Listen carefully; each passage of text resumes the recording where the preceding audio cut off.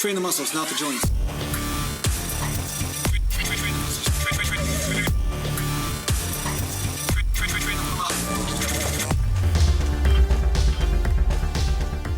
Welcome back to Natural Glam Bodybuilding, and today I'm going to talk to you a little bit about can you combine hypertrophy and strength workouts together and get the same result as those people who specialize.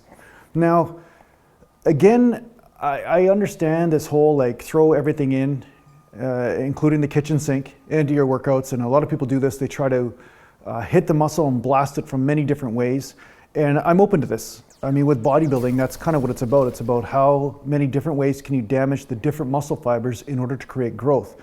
But we all know that if you start to go into one realm, such as endurance, too much, you start to burn yourself out and not necessarily gain more muscle. So there's a point of diminishing return.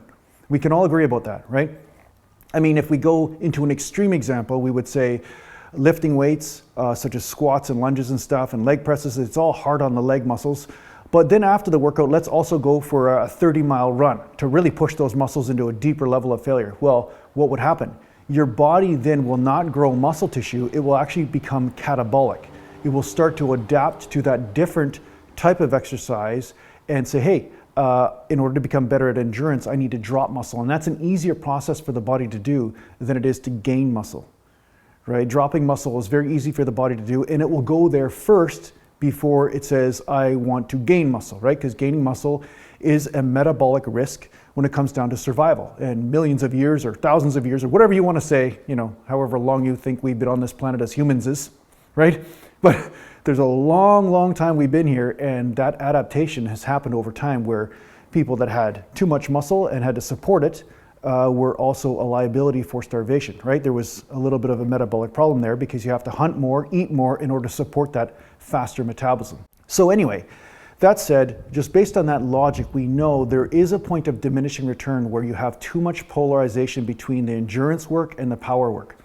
Now, there's also a reason why, if you look at the bodybuilders and then you look at the powerlifters, that there is a strength differential per pound of body weight, meaning a person pound for pound in powerlifting, with the big three lifts of course, will be stronger than say a bodybuilder.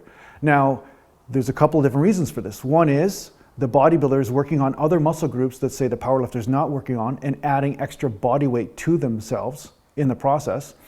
And at the same time, the powerlifter is also forcing themselves to specialize in lifting nothing but heavy weights to a certain point. I mean, specializing in that groove under heavy load, where a bodybuilder will also use those extra calories that he eats in his diet to burn out the muscle on many different dimensions.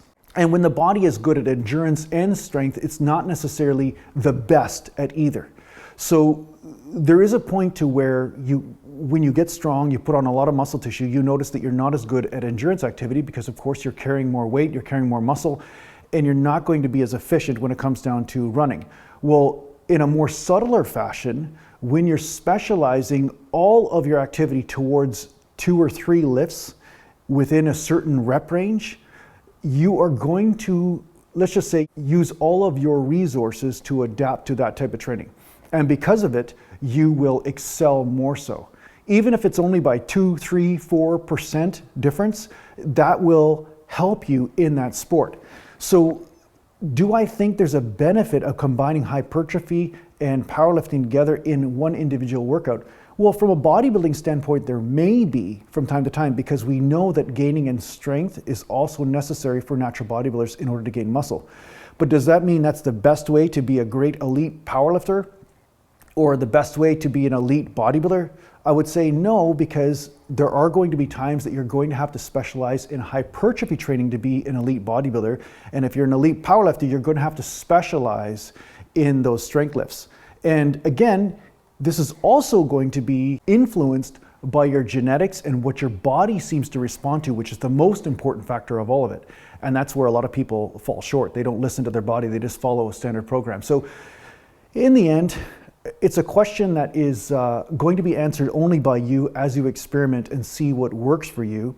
And depending on your goals, you may have to adjust accordingly. So yes, gain strength. Yes, gain strength endurance if you want to be a bodybuilder as well. but don't be surprised if somebody that just specializes in powerlifting might eke out a few more pounds on a certain lift than you do on a 1 rep max, but maybe they aren't able to get as many reps as you get with a medium to lighter heavy weight, right? That's kind of how it works. You know, an example of a bodybuilding technique that I do is, small workouts or little workouts sometimes. Sometimes I'll train chest really hard one day, and then the next day I'll do something that's more like a groove type workout just to kind of keep the muscles pumping full of blood and to make sure that I'm recovering. And I know some powerlifters do this too. They just might not go to failure because they're just trying to pump a little bit of blood in the area and maintain the groove. And I'm going to upload, say, just the training session that I did today in the gym on Rumble, and I'll have the link down in the description. And you could check out my Natural Gallant Bodybuilding channel on Rumble, and I will be putting some training footage on up there based on what I'm saying today, and also just to give you a little bit of a training vlog. I just did a couple body parts, but I'm gonna do a little bit of voiceover work and show you what I did today for my first workout of the day. And yeah, you can enjoy it. There'll be some music on there and everything. So yeah, the link is in the description. Click on that, go to there, subscribe to my Rumble channel as well. I will be uploading different types of stuff on there because they don't censor the stuff like YouTube does. I still don't know what I'll say, but I might say some stuff that's pretty mountainous on there at some point. You never know. Mountain. So yeah, I hope this helps you out in your training. Thanks a lot for watching. If you need to get a hold of me, just go to naturalgallantbodybuilding.com, and thanks to the Patreon supporters, and take care for now. Mountain.